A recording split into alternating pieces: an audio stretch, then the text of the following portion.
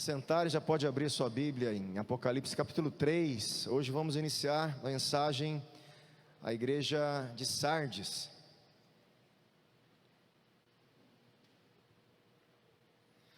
Tem algo bem próprio, bem peculiar dessa igreja aqui, mas não é peculiar de uma forma boa, é peculiar de uma forma ruim, né? A gente vai ver. Aliás, esta é uma das igrejas que não tem elogio nenhum. Lembra que nós temos igrejas com elogio, né? E outras sem elogio. E a igreja de Sardes é uma delas, então, que não tem elogio nenhum. Depois a próxima é, se eu não me engano, é isso mesmo, Laodiceia. E além disso, nós vamos ver aqui que tem algo interessante também. Preste atenção. Qual que é a fórmula que Jesus usa para quando ele vai elogiar ou ele vai falar algo que está acontecendo de bom com a igreja? O que ele usa ali mesmo? Quem lembra? Conheço as suas obras. Quando ele vai adverter, né, fazer uma advertência, tenho contra ti. Aqui tem algo muito interessante, peculiar, somente nessa carta. Ela não tem elogio, mas dá uma procurada na sua Bíblia aí se tem, né? Dá uma olhada aí. Vamos ver se eu errei aqui, mas eu que estou fazendo essa observação. Mas me parece que não tem aí, tenho contra ti. Dá uma olhada aí do capítulo 3, versículo 1 ao 6. Vai, bate o olho aí, procura aí, vê se você acha, tenho contra ti.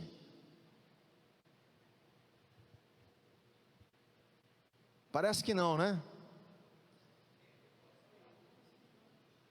Mas ele não tem a fórmula de advertência. E ela não tem elogio. Olha que interessante. Aqui acontece, preste atenção, eu estou dando um spoiler já, porque eu vou ter que depois voltar para o que é a cidade. Aqui está acontecendo uma ironia. Jesus usa de uma ironia. Ele usa a fórmula do elogio para trazer a advertência, porque a única coisa que ele conhece eram as obras ruins ainda, e então ele não precisa usar a fórmula tenho contra ti, porque a única coisa que ele tinha já era toda ruim e já precisava de arrependimento. Aqui existe uma quebra então naquela estrutura, por algo próprio dessa igreja nesta cidade. Então, algo interessante de se notar aqui, né? Mas antes, vamos ler um pouquinho, como eu tenho feito, sobre a cidade de Sardes.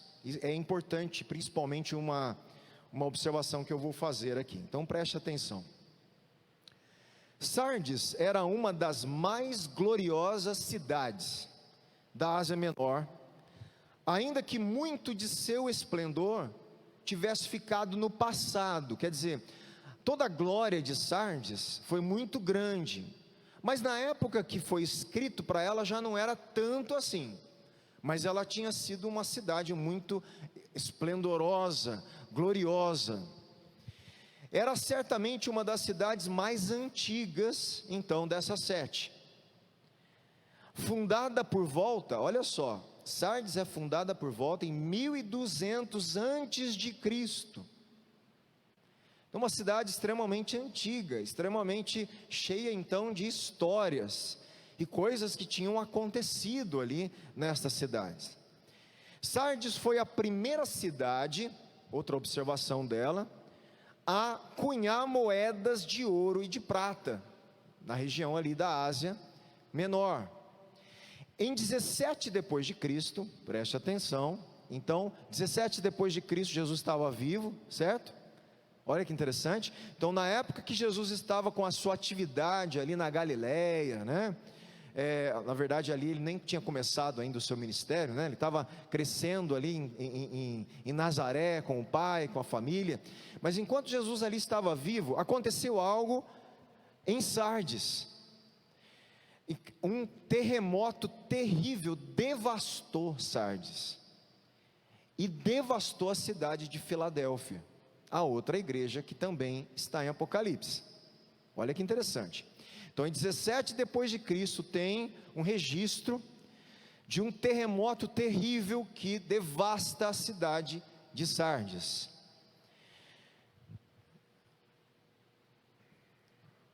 Esse terremoto foi chamado por Plínio de o mais terrível desastre da memória humana, obviamente na época dele, certo? Depois vieram muitos outros desastres piores aí no nosso tempo. Sardes foi reconstruída após extensa ajuda. Então Sardes, olha só, cidade antiga, muita glória, muita coisa de resplendor, né? uma cidade ali que ostentava a sua glória, sua riqueza, sua influência, suas moedas de ouro, de prata. E lá em 17 depois de Cristo, um terremoto vem e ela precisa ser reconstruída. Só que quem ajuda na reconstrução? O imperador Augusto. Toda vez que o imperador faz alguma coisa, ou um patrono do Império Romano importante faz alguma coisa, você pode ter certeza que ele espera algo em troca. É igual aos políticos de hoje, certo? O cara vai fazer um favor que é obrigação dele, e ele acha que você está agora vinculado a alguma coisa, que você deve alguma coisa para ele, né? E na época não era diferente, na verdade era até pior, porque de fato eles deviam algo ao império, porque o império controlava tudo, de fato. Como expressão de gratidão, os cidadãos de Sardes criaram uma moeda com a imagem do imperador Augusto, né? E com uma inscrição na moeda, Sardes Cesariana, é uma homenagem a César Augusto. Então ele retribui, então, né, fazendo uma moeda ali, com o rosto ali, né, de César Augusto, e ainda falando Sardes Cesariana, faz toda uma homenagem, né, ao imperador que reconstruiu a cidade. Ártemis, a deusa Ártemis, né, ou Ártemis ou Diana, né, era a deusa padroeira de Sardes também. Olha que interessante. O povo da cidade tinha um interesse especial, preste atenção, pela morte e pela imortalidade. Então Sardes, conhece-se que nessa época Sardes tinha um grande interesse pelo tema morte e imortalidade. Isso chamava a atenção deles, e eles tinham superstições, muitas coisas relacionadas à temática da morte, como muitas culturas, certo? E Sardes então detinha também esse fascínio aí por esse tema. Muito de sua vida religiosa girava em torno da adoração da natureza, que focalizava no ciclo de fertilidade e na vida além da morte. Uma fonte sagrada de águas quentes também tinha em Sardes. É uma fonte de água, águas termais, que eles acreditavam que eram sagrada, né? A 3 quilômetros da cidade ficava então essa fonte de água, que parece ter sido associada ao Deus do mundo inferior e a temas semelhantes. Então a água quente, né? Lá embaixo, mundo inferior, quente. Então os deuses lá de baixo tem alguma coisa a ver com essas águas aí, né? E aí vinha então muita superstição dessas águas, dessas divindades, da vida após a morte, na vida submundo. E Sardes então tinha toda essa mística aí, e essas superstições, além do culto então a Ártemis, que era padroeira da cidade, tá bom? Algumas informações aqui que a gente tem, eu vou trazer outras, mas vamos devagar aqui. Vamos ler primeiro, versículo 1, vamos lá. Eu quero ler do 1 ao 3 e a gente volta. Ao anjo da igreja em Sardes escreve: estas coisas diz aquele que tem os 7 Espíritos de Deus e as 7 estrelas, temas que já nós trabalhamos no início, então eu vou só lembrar isso, tá? Olha que interessante, conheço as obras que você realiza. Era para ser um elogio, mas olha o que ele embala aí: que você tem fama de estar vivo, mas está morto. Nós vamos ver como que é isso aqui. Ele trata da questão da morte. Você lembra que a morte é uma temática importante? E eles, a igreja de Sardes, se achava viva. E Jesus fala: eu conheço as obras de vocês, e sei que você tem a fama de estar vivo, mas o que vocês estão de fato são mortos, vocês estão mortos. Aí Jesus dá alguns imperativos, algumas ordens. Nós vamos também ver cada um deles. Fique vigiando. Também vamos ver a importância disso. A palavra vigilância para Sardes era importantíssima. Eu vou ler mais para frente. Por quê? Porque conta-se na história de Sardes que houve uma invasão à cidade, porque os vigias das torres da cidade não estavam vigiando a cidade, e eles conseguiram entrar na cidade e saquear a cidade. E Jesus está fazendo o quê? Você lembra da história de vocês? Lembra por que a cidade foi destruída? Por falta de vigilância. A igreja está sendo também assim. Fique vigilante, não faça o que vocês sabem, a história de vocês, por falta de vigilância. Você percebe que Jesus usa elementos culturais e contextuais para trazer a mensagem para eles? Por isso que essas mensagens, elas não têm como leitores originais a gente. Ela não foi escrita para a gente, ela foi escrita para 7 igrejas da Ásia, inclusive o Apocalipse inteiro. Em consequência, como é um livro profético, escatológico, toda a mensagem, ela então se amplia para todas as igrejas, e a essência da mensagem, então, ela é desfrutada por todas as igrejas de Cristo na face da terra. Mas os leitores originais são as 7 igrejas, e no caso aqui mais especificamente, a igreja de Sardes. Fique vigiando e fortaleça o restante que estava para morrer, porque verifiquei que as obras que você realiza não são íntegras na presença do meu Deus. Jesus não está falando que eles não faziam obras, ele está falando que as obras que Sardes faziam não eram íntegras, não eram puras. Provavelmente as obras aqui a gente vai ver são as obras de Tiatira: fé, amor, cuidado, perseverança. Eles tinham alguns tipos de obras, mas provavelmente essas obras e outras que eram próprias da igreja de Sardes eram motivadas de forma errada, eram em busca de forma às vezes de orgulho, de fama. Você percebe que aqui a palavra fama entrou? Era mais para quê? Para que os outros vissem, não eram para Deus. Vocês têm fama de estar vivo. Para os outros estão pensando que vocês são, mas eu sei que não são. Sardes me parece que vivia essas obras de uma forma de aparência,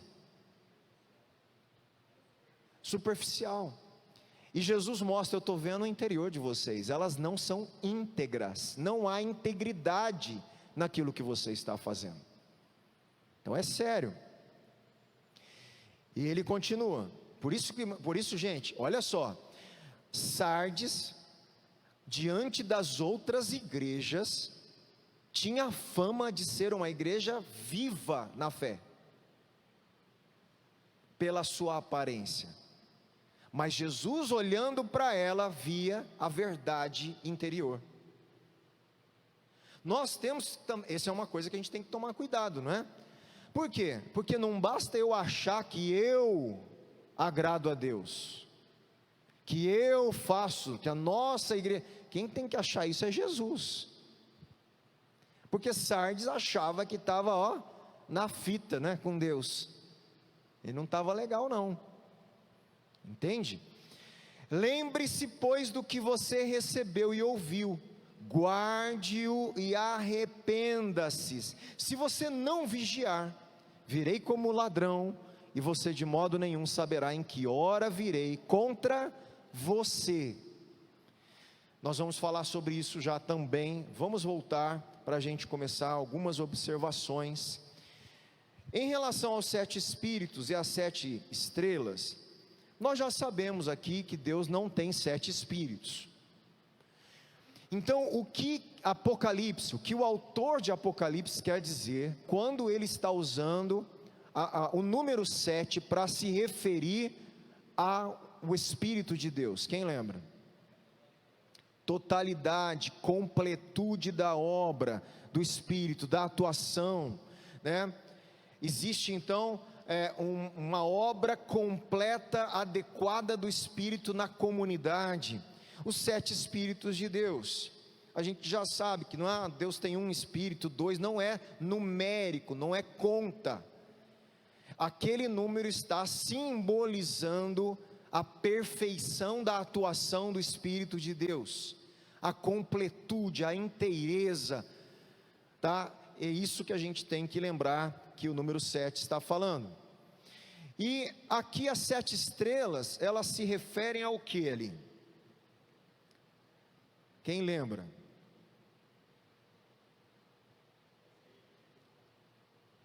São aos anjos das 7 igrejas, não são? As 7 igrejas são os candelabros, e as 7 estrelas são os mensageiros das igrejas. Então, quando Jesus se apresenta dessa forma, você lembra que em cada igreja ele se apresenta de um jeito? Aqui ele está obviamente também fazendo essa ênfase, né? Diz aquele que tem os 7 Espíritos de Deus, ele participa do controle, da soberania do Criador, da função do Espírito na igreja. Ele tem então esses 7 Espíritos, toda a plenitude do Espírito está nele.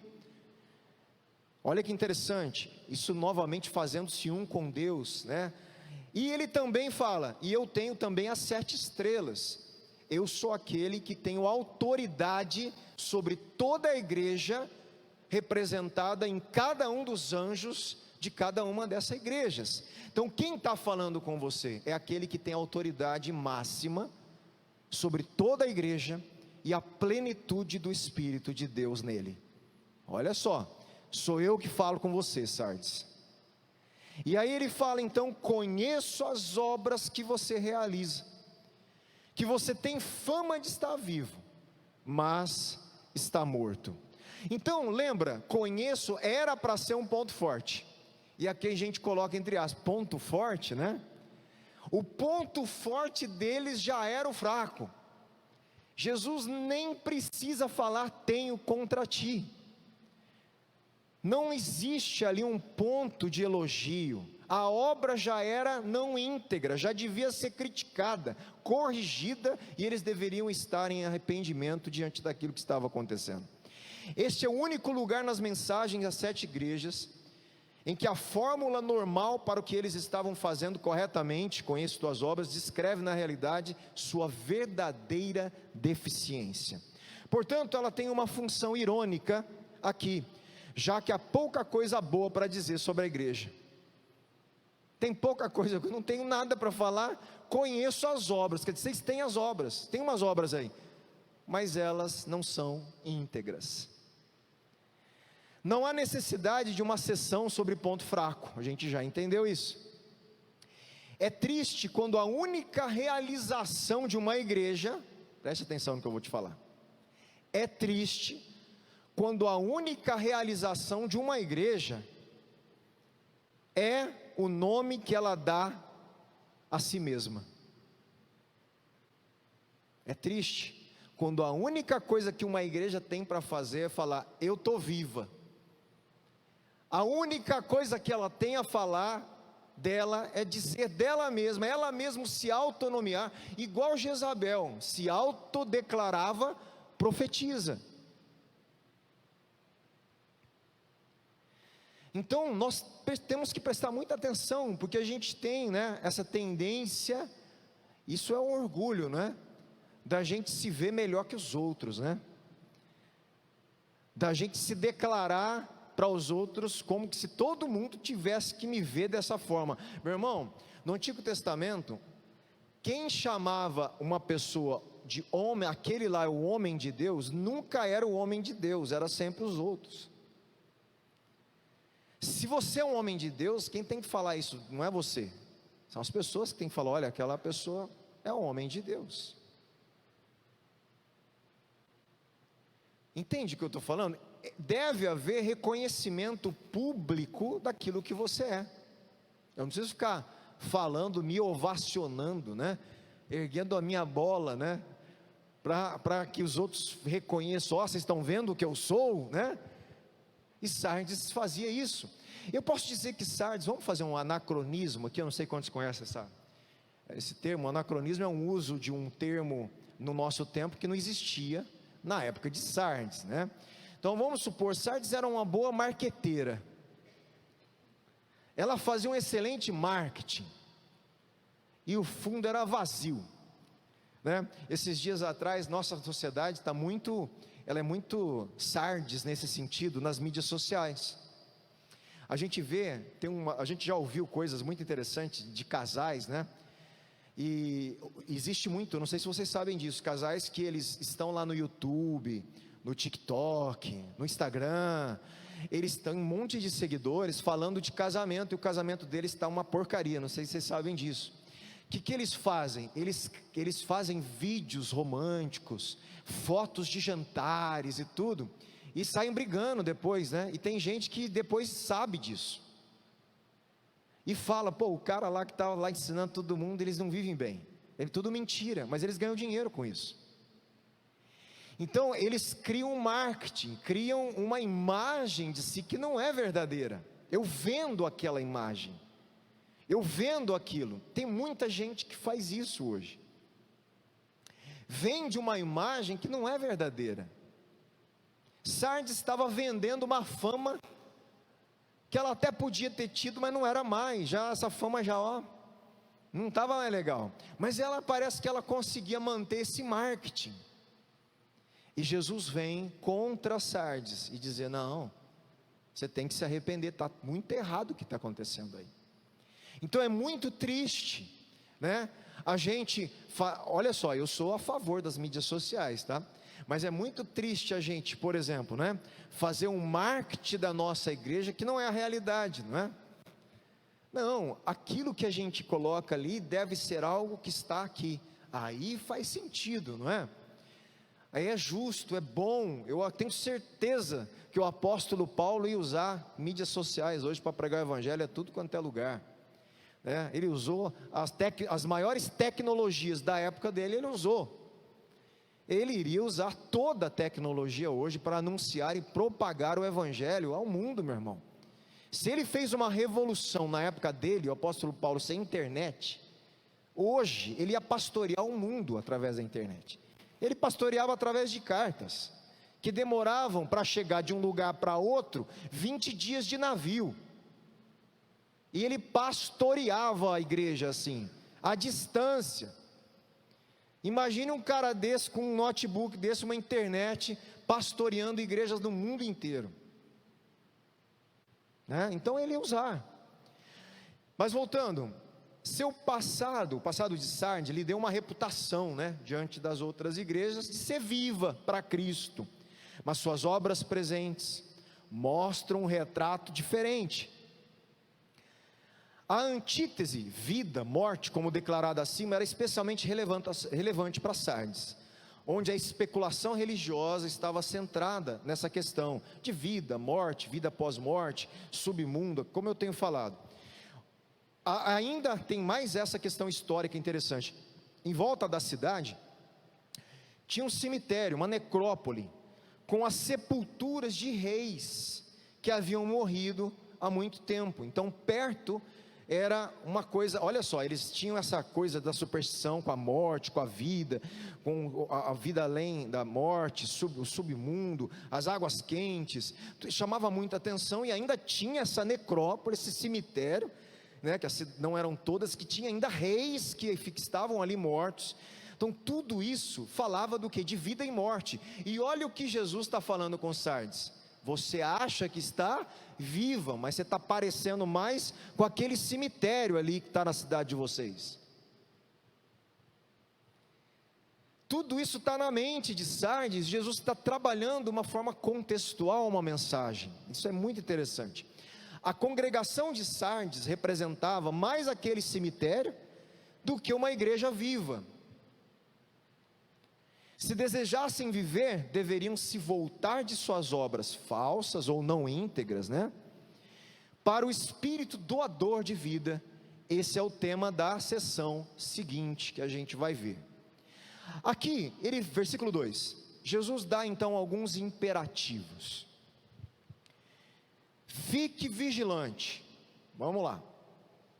5 imperativos, 5 ordens. Fique vigilante, fortaleça, lembre-se, ele vai falando aqui. O primeiro então, fique vigilante. A igreja é como a cidade. Você percebe que Jesus está comparando, vocês gostam desse negócio de morte e vida, vocês acham que estão vivos, mas está morto. Vocês acham que estão vivos, mas vocês estão mais parecidos com essa necrópole aí, nesse cemitério de vocês. Ele está fazendo, agora a vigilância, lembra, na história também tem uma história, como eu já antecipei. Anteriormente, Sardes foi conquistada 2 vezes, porque os guardas não estavam sobre os muros da cidade. E os assaltantes escalaram o despenhadeiro para abrir os portões para os invasores. Vocês já assistiram filmes assim, de conquista de cidades muradas e fortificadas, que às vezes acontece justamente essas escaladas. Sardes, em 2 vezes na história dela, tinha sido invadida, porque os guardas que tinham que tomar conta ali, os vigias, os sentinelas, e anunciar a invasão, para que o exército tomasse sua posição e não deixasse entrar, os caras estavam dormindo, não estavam na guarda. E Jesus vem falando justamente o quê? Não cometa o mesmo erro que a cidade cometeu. Não deixe a vigilância. É a primeira ordem. Fique vigilante. A igreja está sendo repreendida pela mesma falta de vigilância. Esteja alerta, Os cristãos de Sardes devem mudar seus caminhos e provar que estão vigilantes. Eles adormeceram espiritualmente e precisam acordar. Nós vamos ver aqui que alguns parece que não estavam mortos. Não era a igreja inteira que estava morta. Tinha ainda gente ali que estava quase morto, meio vivo, E a esses, Jesus está dando a chance deles revigorarem a fé e viverem. Por isso o arrependimento, A palavra grega para vigiar aqui é frequentemente usada com conotação escatológica, na descrição da vigilância e prontidão necessária para o retorno de Cristo. Nós também não temos que estar vigilantes para a volta de Jesus? Vigiem. Vigiem, com o quê? Com a tua fidelidade, a permanência na fé, com as obras da fidelidade à fé, sendo um verdadeiro cristão, cumprindo a nossa missão, testemunhando de Cristo, vivendo o Evangelho. Vigiem, estejam alertas, atentos em atitude de prontidão, na obra de Deus, sabendo que Cristo está voltando, É uma questão de alerta, de vigilância, ali, nesse sentido. Então, o primeiro imperativo: fique vigilante, não deixe acontecer com vocês o que aconteceu com a cidade, e fortaleça o restante que está para morrer. Olha que interessante, tinha um pessoal ali ainda vivo, lembra que é vivo na fé, é uma metáfora, tem um pessoal vivo ainda ali, mas está para morrer. Fortaleça quem está para morrer, fortaleça aqueles que já estão morrendo na fé, juntamente com o restante da igreja. Então é uma ordem. Vocês que estão me ouvindo, vigiem. Vocês que estão me ouvindo, os que já não estão mortos ainda, fortaleça um ao outro, fortaleça aquele que está quase morrendo. O verbo fortalecer aqui significa escorar, colocar algo de pé, contém a ideia de estabelecer algo ao fortalecê-lo. A razão para a necessidade urgente de fortalecer a igreja era que mesmo o pouco que ainda restava estava para morrer. Tem urgência, vigie, fortalece, porque o restante aí já está caminhando para a morte também. O verbo e o contexto dá a entender que esse processo de morte já havia começado, e a culminação, o final desse processo, que é a morte, está prestes a ocorrer. Restava pouquíssimo tempo, e eles precisavam agir rapidamente. Quando esse versículo é lido, com capítulo 3, versículo 1, mostrando que eles estão mortos, vocês estão se chamando vivo, mas eu chamo vocês de mortos. A mensagem comunicada é que a maior parte da igreja já está morta, mas uma minoria permanece com alguma vida. Entretanto, até essa pequena porção da igreja está à beira da morte. Ajam rapidamente, enquanto ainda há tempo. Meu irmão, aqui eu dou uma enganchada um pouquinho no que eu falei domingo. Você acha que Sardes não estava se reunindo para fazer culto? Estava. Você acha que eles não estavam lendo a Bíblia? Estava. Vocês acham que eles não estavam falando de Jesus? Estava. Até obras eles estavam fazendo. Olha, é difícil para a gente, como é difícil para a gente entender isso. Mas existia uma falta de integridade do coração naquilo que eles faziam. Existia a falta de uma pureza da vida verdadeira e cristã. Existia uma aparência igual aos religiosos, igual quando Jesus chama aqueles lá de sepulcro caiado, não é isso? O que é o sepulcro caiado? O que é um sepulcro? É algo que dentro lá está o quê? Morte, coisa podre.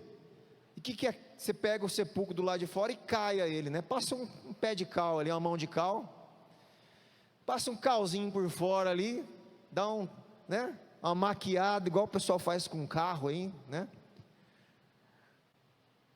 deixa o motorzinho meio ruim lá, põe um olhinho mais grosso, para de bater as bielas, não é assim? Não, Rodolfo, tem uns que faz isso, não faz? O Rodolfo conhece o meio aí, sabe que o pessoal faz essas coisas aí, Aí passa lá, dá uma maquiada no negócio lá, está quase fundindo, mas está maquiadinho, E é justamente isso que está acontecendo aqui. É sepulcro caiado. É aparência, mas lá dentro está podre o negócio. As motivações, o orgulho, a competição, as brigas, a falta de verdade, as contendas, a falta de se colocar de fato como Cristo, como Senhor, e viver para Ele. Gente, estava ali, a aparência estava, é tudo fácil a aparência. A religião ajuda a maquiar. Que vem na igreja, vem no culto, tal, isso aí tem que vir, mas isso não pode ser feito sem a inteireza do coração, da vida. O nosso culto aqui é uma expressão da nossa vida diária com Deus. Olha como é diferente.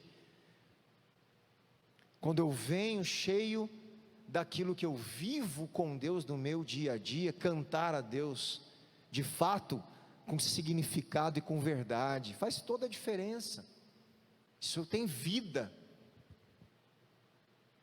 e é isso que nós estamos vendo aqui. Então fique vigiando, fortaleça o restante que estava para morrer, porque verifiquei, olha só o termo, eu verifiquei ali. Tem outra tradução aí? Pois eu não tenho achado, que Jesus procurou, eu dei uma procurada aí, eu passei uma verificação, e a verificação de Jesus é minuciosa. Eu dei uma procurada aí, verifiquei, que as obras que você realiza não são íntegras na presença de Deus. O problema é que suas obras não eram perfeitas, puras diante de Deus. Deus é o juiz assentado sobre o trono e encontrou as obras dos cidadãos de Sardes incompletas, não apenas em quantidade. Você percebe que ele não fala da quantidade, ele está falando da qualidade. Tem obra aí, sem qualidade. Eu estou vendo que vocês estão fazendo coisas aí em meu nome, para mim, mas está sem qualidade. Elas não são íntegras, elas não são perfeitas. Aos olhos de seus contemporâneos, né, o pessoal em volta ali de Sardes, suas obras podem ter sido mais que suficientes, mas não aos olhos de Deus. Cristo os julgou e agora Deus os julga. Meu irmão, não importa, né, o que estão achando aí, né? Poxa, não, a gente não tem que fazer por aparência para ninguém ver. A gente tem que fazer de coração, de verdade, para o nosso Deus. É isso, né? Porque se a gente faz só com âmbito religioso, um âmbito de, olha, vamos fingir aí a gente ser uma igreja, né, que faz as coisas para Deus, né, e faz uma coisa social para aparecer, não é assim? Igual os publicanos lá, os fariseus, né, que iam para a praça, né, quando jejuava, não raspava a barba, né, não penteava o cabelo, né, ficava triste para mostrar que para todo mundo estava jejuando, entendeu? Aí Jesus fala: deixa, né, que sepulcro caiado. Não, quando você for jejuar, lava a cara, penteia o cabelo, faz a barba, não deixa ninguém ficar sabendo o que você está fazendo, deixa teu pai olhar. Então nós temos essa tendência, né, principalmente hoje no nosso mundo contemporâneo. Nós não temos como evitar, gente, a exposição mais em mídias sociais. Aonde a gente tem que fazer então? Sondar o nosso coração, a nossa motivação. Por que eu estou publicando aquilo? Porque eu quero que o Evangelho, eu quero que a nossa comunidade seja conhecida, que pessoas se aproximem, venham estudar com a gente, que as pessoas se aproximem e venham cultuar. Então vamos divulgar o que nós temos feito para Deus, para as pessoas conhecerem, mas tem que ser essa motivação verdadeira. E isso também as nossas mídias sociais pessoais, individuais, né? Então é importante, porque senão a gente vive num mundo hoje de aparências, e a gente tem que tomar muito cuidado com isso, né? E aqui, vamos mais um pouquinho para a gente encerrar hoje o capítulo 3, versículo 3. Lembre-se, pois, vigie, fortaleça, outra ordem, lembre-se. Lembrar do quê? Lembre-se, pois, do que você recebeu e do que você ouviu. Olha lá, como assim recebeu e ouviu, né? Mais um pouquinho, aí ele dá outra ordem. Guarde o quê? Guarde o que você recebeu, o que você ouviu. O que é guardar? Obedecer, tá? Guardar é a mesma, não é só guardar, pôr no braço lá e guardar, não. Guarde, quer dizer, obedeça. Obedeça aquilo que você recebeu, e obedeça aquilo que você ouviu, e arrependa-se. Arrependa-se do quê? Aqui é o desfecho. Arrependa-se das obras não íntegras, impuras. Arrependa-se disso que vocês estão fazendo, né? E aqui a gente vê o quê? Os 3 imperativos, então, finais. Nós estamos vendo aqui. Deixa eu só pular aqui para não ficar redundante aqui. Como eu já falei, então, a solução para esse erro espiritual, essa inadequação, é lembrar e guardar e arrepender-se. Essa solução é semelhante de Éfeso. O que Jesus fala para Éfeso lá, que tinha, né, largado o primeiro amor? Lembre-se e arrepende. Lembre-se de onde caiu, lembre. Aqui a mesma coisa, lembre-se do que você recebeu e ouviu. Lembre-se do Evangelho, lembre-se da sã doutrina, lembre-se da tradição recebida apostólica, lembre-se da verdade, e guarde isso novamente.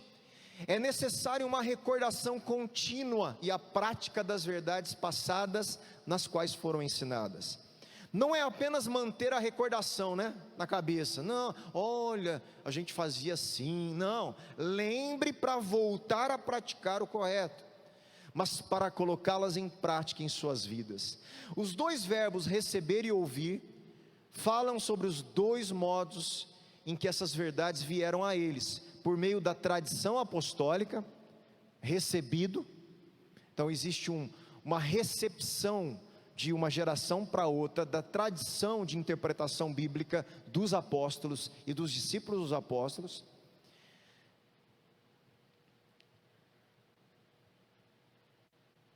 e pelo ensino da igreja, ouvido.